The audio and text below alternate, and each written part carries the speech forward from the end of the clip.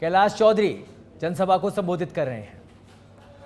उपस्थित सभी के अंदर जो उत्साह देख रहा हूं, ये निश्चित रूप से परिवर्तन की लहर ही नहीं, परिवर्तन की आंधी है। क्योंकि राजस्थान के अंदर जिस तरह से जंगल राज बन चुका है, राजस्थान की सरकार, अशोक गहलोत की सरकार जो निरंकुश हो चुकी है। आज देश के प्रधानमंत्री नरेंद्र मोदी जी हमारे बीच में कुछ समय बीच में पधारेंगे। नरेंद्र मोदी जी के नेतृत्व में देश लगातार आगे बढ़ रहा है।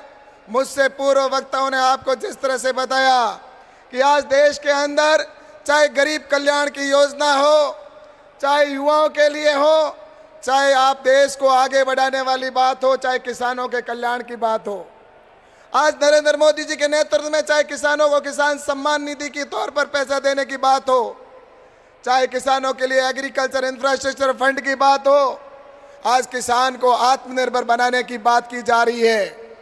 और जहां मैं राजस्थान में देखता हूं तो अशोक गहलोत की सरकार, जो अशोक गहलोत सरकार जब यहां पर आई थी, उस समय किसानों से वादा किया था कि हम किसानों का संपूर्ण कर्जा माफ करेंगे। लेकिन आज वो किसानों के जो कह के गई थी कि हम 10 दिन में कर्जा माफ करेंगे, लेकिन आज दिन तक वो कर्जा माफ नहीं कर पाई। युवाओं के साथ में उन्होंने धोखा किया।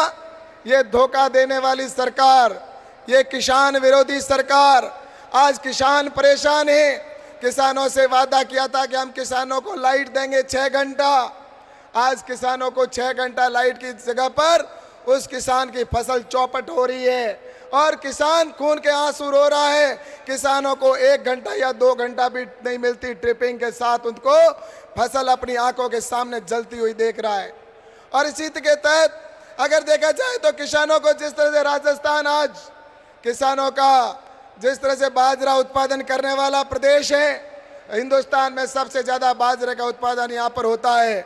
लेकिन मैं आपसे कहना चाहता हूँ कि राजस्थान के किसानों को बाजरा, जो नरेंद्र मोदी जी ने एमएसपी की योजना के तहत लागत से 1.5 गुना करने का निर्णय लिया, राजस्थान के पड़ोसी प्रदेशों के अंदर एमएसपी के ऊपर, जहां हरियाणा के अंदर एमएसपी के अंदर उनको 2500 रुपए के 25 रुपए किलो के अंदर बेचने का उनको मौका मिला।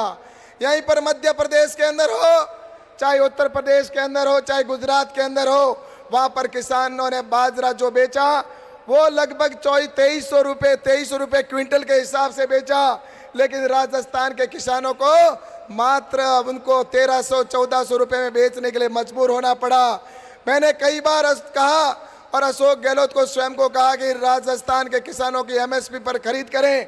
भारत सरकार बाजरा खरीदने के लिए तैयार खड़ी है, लेकिन अशोक गहलोत ने चिट्ठी नहीं लिखी और राजस्थान के किसानों को बाजरा मजबूरी में 1200-1300 रुपए में बेचना पड़ा।